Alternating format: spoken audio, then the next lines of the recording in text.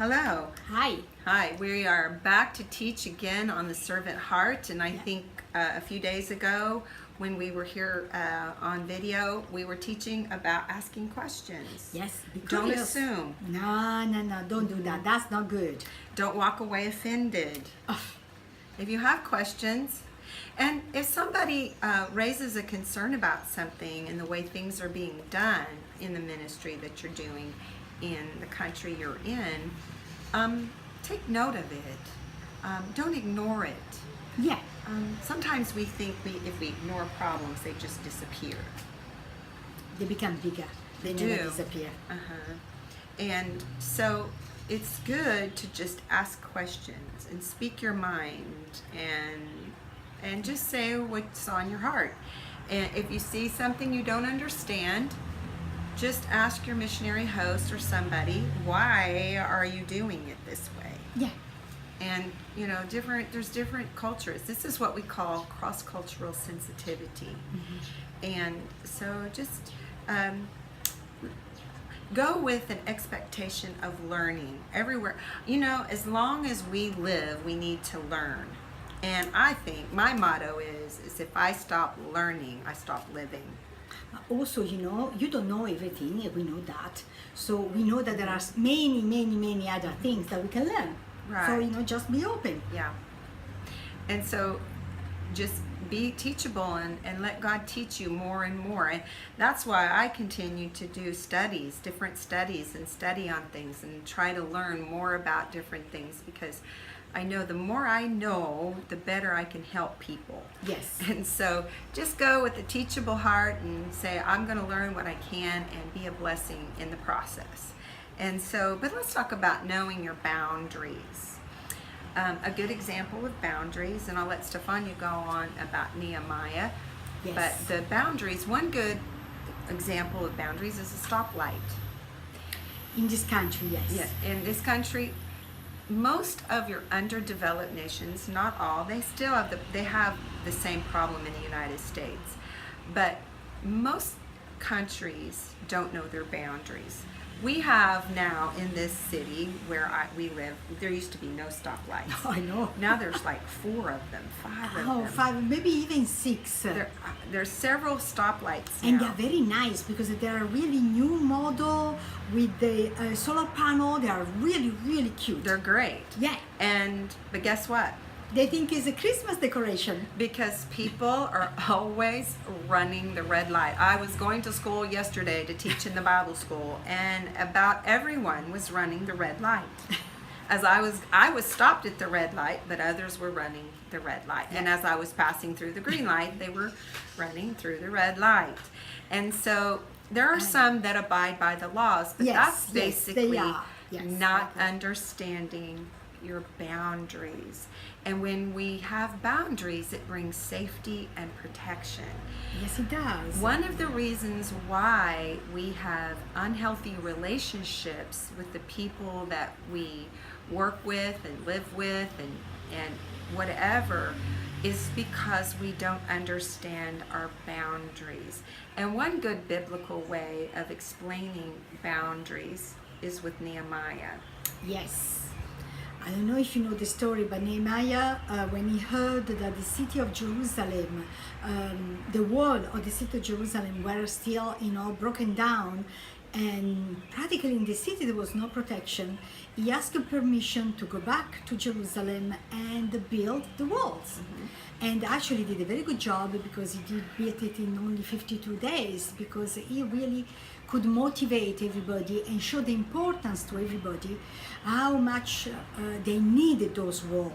Because you see, those walls was also there for protection. When they were inside, they felt protected. And that is why boundaries, when we stay inside the boundaries, we are protected. And the Bible gives us a lot of boundaries, actually. But, the world says, that is old style, now life is much more exciting if you don't take care of that. Yes. And so boundaries are important. Yes. And it's a way of respecting others. It's respecting people's space. And when you go into a mission base or any ministry or your job, in a business. It's just part of life, is knowing your boundaries. Yeah. And for example, for me, we were talking about it today. For me, if I'm teaching a lot in the Bible school, I don't like to discipline the students too much because I don't want to mix the two. I like to be one or the other. If I'm teaching less, which there was a time I was teaching less in the Bible school, I did more discipline. And so I just try, there's other ways of explaining boundaries. Children, when we tell our child not to plug in the electrical, we don't go near the plug-in, stay away from the plug-in because it's dangerous. You know, what does a child do? They've got the curiosity going, and sure enough, the next thing you know, they want to find out what that's all about. Why is that way? Curiosity. Uh-huh. Not only that, but even something more simple, if you are a single woman, you don't end up in a single man's house believing that everything is okay. The boundary is to stay outside. And it's much safer, Yes. And with that, you protect yourself, but also is a sign from you of respect. Because you are respecting yourself. And you're avoiding the appearance of evil. Yeah, you avoid problems. Now, with the nationals that you go to minister to, you also need to know your boundaries. Yes. When I first moved here to Cameroon in 1997, I wanted to be everybody's friend. I wanted to get close to all the people that I led, be their good buddy. Yeah. And that's kind of who I am. I just like being a really good friend. And that doesn't work. No, it doesn't. When you're in leadership, and whether you're going to serve another missionary or you're working with another missionary or you're the leader of a group taking teams into other countries, you have to respect the leadership, but you have to be careful how close you get to those people that you're leading, and or the national. And you so can be friendly, but not so friendly. Because I became friends with the people I lead, and here in the country, and what happened is they became too familiar with me. Voila. And the more they became familiar with me, they began to realize that, wait a minute, the white man from the white man country isn't quite so perfect as we thought. She's human. And I do not know how many relationships of leadership that I ruined about the first 2 to 3 years that I was here. And also they are not so ready to receive from you because now they know you too much. And they know me too much. And so familiarity is a very big problem in a mission base. And so I had to learn. So there was one particular pastor in our church that when my husband would travel, especially after my children were gone, or when my husband would go do an outreach and take our son with him on the outreach and be gone for several weeks, he didn't want me to be in the house alone, which was understandable. But I didn't, I knew if this particular person came to stay in my home every day for 2 weeks, she was going to get too familiar with me. And sure enough, there was one time she came, and after about 4 or 5 days, I could see that if she stayed there with me for 2 weeks, and me being her pastor, it was not going to work. We were going to become too familiar, and it was going to ruin the relationship.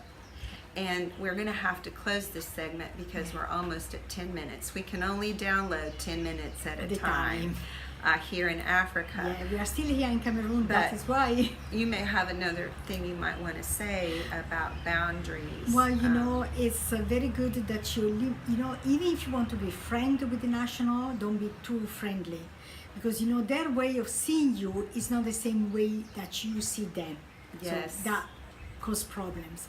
And you are here to give them the word of God, to cause problems. So yeah. Yes, and we'll say more about that Yeah. here in a minute. And it's not that we're trying to say you shouldn't have any relationship. No, it's not that what you're but saying. there needs to be a healthy one. Yes. So let's say more about that in Yes. just a minute, okay? Okay. So we'll stop this and we'll be right back, okay? Bye bye.